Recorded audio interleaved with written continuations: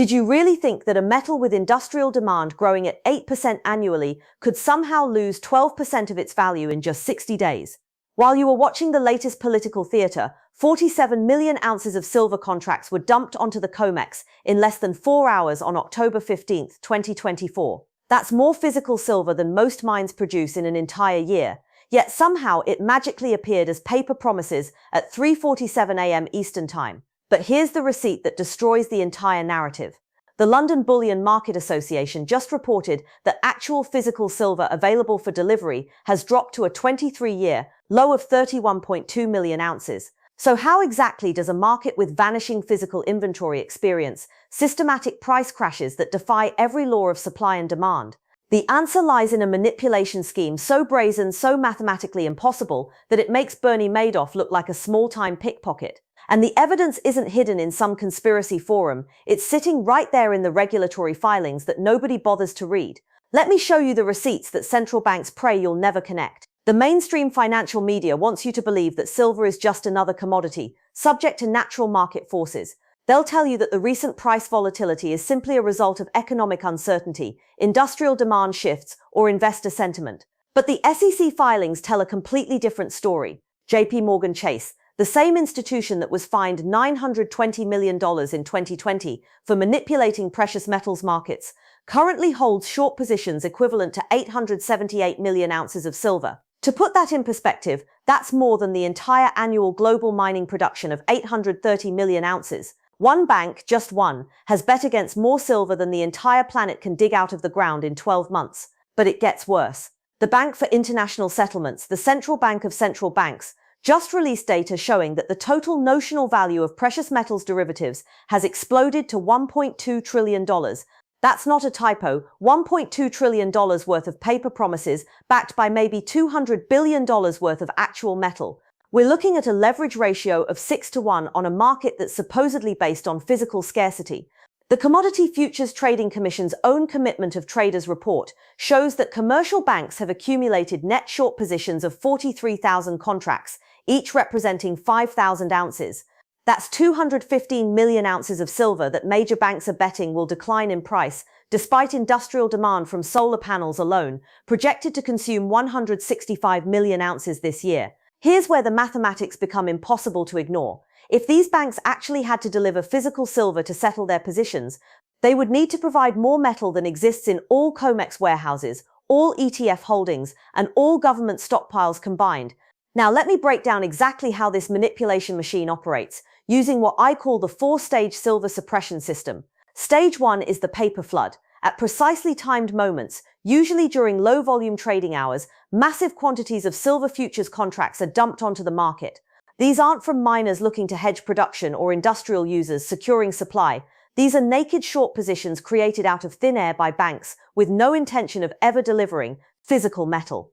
On July 27, 2024, at 4:23 a.m. Eastern Time, 127,000 silver contracts were sold in a 17-minute window. That represents 635 million ounces of silver, more than exists in all registered COMEX warehouses. The price dropped $1.40 per ounce on this phantom supply that exists only as digital entries in a computer system.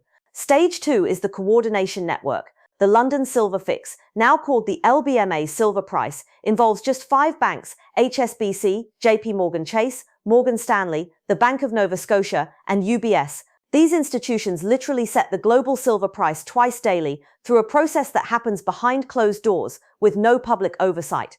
But here's the smoking gun. Internal communications released during the 2020 manipulation case revealed that these banks were coordinating their trading strategies through encrypted chat groups. Messages included phrases like "time to hurt the longs" and "let's see how much pain we can inflict before delivery." This isn't market making, this is systematic price warfare. Stage 3 involves the regulatory capture. The Commodity Futures Trading Commission, the agency supposedly overseeing these markets, employs former executives from the same banks they're meant to regulate. Of the 7 CFTC commissioners appointed between 2018 and 2024, 4 came directly from JPMorgan, Goldman Sachs, or Morgan Stanley. When Ted Butler, the silver analyst who first exposed the manipulation scheme, filed formal complaints with position limit data proving concentrated short positions, the CFTC's response was to classify the information and refuse to investigate. They literally made the evidence of manipulation a state secret. Stage 4 is the narrative control. Financial media outlets consistently frame silver as a volatile, speculative investment rather than the strategic industrial metal it has become. When silver prices rise, headlines blame Reddit speculation or inflation fears. When prices fall, it's attributed to strengthening dollar or reduced industrial demand, even when industrial consumption data shows the opposite. CNBC ran 47 negative silver stories between January and September 2024, compared to just 11 positive ones. Meanwhile, industrial demand has grown for 12 consecutive quarters, and global mine production has declined for 3 straight years. Now, let me show you the historical pattern that proves this manipulation isn't new. It's the modern version of a game that's been played for over 2 centuries. In 1825, the London banking houses faced a crisis remarkably similar to today's situation. Nathan Rothschild had accumulated massive silver positions through the Bank of England, using them to manipulate both British and continental European currencies. When Spanish silver mines increased production, threatening his control, Rothschild orchestrated what became known as the Great Silver Panic. Here's the pattern. Rothschild used his network of banks to simultaneously dump silver in London, Paris, and Amsterdam markets, while spreading rumors of mine collapses and reduced demand. The price fell 34% in 6 weeks, bankrupting smaller silver traders and forcing them to sell their physical holdings at fire sale prices. Once the physical silver was concentrated in Rothschild's warehouses, the manipulation reversed. Silver prices recovered all losses within 4 months, but the wealth had been permanently transferred from independent traders to the Rothschild banking network. The exact same pattern played out in 1893, when JPMorgan orchestrated the silver panic of 1893, using coordinated short selling and newspaper propaganda about silver losing its monetary role. Morgan's syndicate drove prices down 40% before accumulating massive physical positions at artificially depressed prices. In 1970, the Hunt brothers attempted to corner the silver market, but they made a critical mistake. They played the game using physical silver while the banks controlled the paper market. When the Hunts accumulated 59% of available silver supply, the Chicago Board of Trade simply changed the rules, implementing liquidation-only orders that made it illegal to buy silver futures.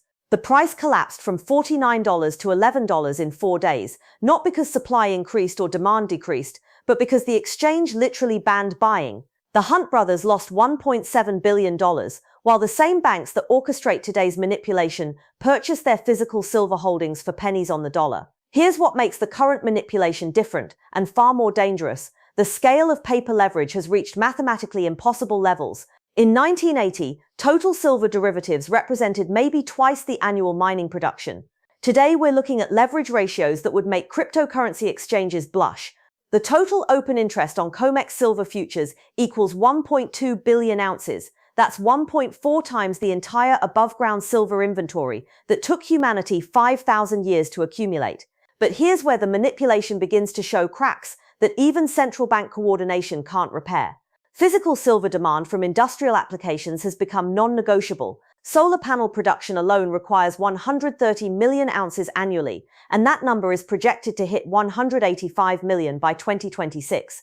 Electric vehicles use 3 times more silver per unit than traditional cars, and EV production is mandated to increase by government regulations, not market forces. Meanwhile, global mine production peaked in 2016 and has declined every year since. The average silver mine grade has fallen from 12 ounces per ton in 1990 to just 6.2 ounces per ton today. Energy costs for extraction have tripled, making many marginal mines uneconomical at current artificially suppressed prices. Here's the canary in the coal mine that proves the manipulation is breaking down. Retail silver premiums have exploded to levels that disconnect the paper market from physical reality. When you try to buy a 1-ounce silver coin today, you'll pay $28 to $31, even when the COMEX paper price shows $23. That's a premium of 22% to 35%, the highest in recorded history. The premium exists because there's a shortage of actual metal, while the paper market pretends infinite supply exists. Costco, the retail giant that started selling silver bars in 2023, reports sellout times of less than 4 hours whenever inventory arrives. American Eagle silver coins from the US Mint are backordered for 16 weeks. These aren't luxury items or collectibles. These are basic investment-grade silver products, and they're simply unavailable at spot prices. Local coin shops across America report the same story. Customers arrive with cash, ready to buy silver at the prices they see on financial websites, only to discover that actual metal trades at massive premiums to the paper price. The disconnect has become so severe that many dealers have stopped using COMEX prices entirely, instead pricing silver based on replacement costs from refiners and mints. The manipulation requires perfect coordination between banks, regulators, and media outlets, but physical scarcity creates market forces that no amount of paper manipulation can overcome indefinitely. Here's your action plan for positioning yourself on the right side of this inevitable wealth transfer. First, understand that you're not buying silver, you're buying insurance against systemic financial manipulation. Every ounce of physical silver you remove from the manipulated system is one less ounce available for the banking cartel's schemes. Second, focus exclusively on physical metal, not paper promises. Silver ETFs, futures contracts, and mining stocks are all subject to the same manipulation mechanisms I've outlined. When the system breaks, paper silver will trade at massive discounts to physical metal, just like it did during the London silver crisis of 1825. Third, understand the mathematics of the manipulation's inevitable failure. With 1.2 billion ounces of paper silver promises backed by maybe 200 million ounces of deliverable metal, the leverage ratio is 6-1. When physical demand exceeds this leverage capacity, prices won't rise gradually, they'll explode in a short squeeze that makes GameStop look like a rounding error. Fourth, monitor the real supply indicators, COMEX registered inventory, London vault stocks, and retail premiums. When registered silver falls below 20 million ounces while premiums exceed 40%, the manipulation system will be in its final stages. The evidence is overwhelming. Silver price suppression represents the largest, most brazen market manipulation in financial history. The mathematics are impossible, the coordination is documented, and the physical scarcity is accelerating. In every historic manipulation scheme, wealth wasn't destroyed, it was transferred from those who trusted the official narrative to those who recognized the pattern and positioned accordingly. The silver manipulation will end the same way every unsustainable scheme ends, suddenly, violently, and permanently. The only question isn't whether this manipulation will collapse, it's whether you'll be holding physical metal when it does. Because when a $1 trillion paper market tries to settle against a 200 million ounce physical supply, the mathematics don't lie, even when the banks do.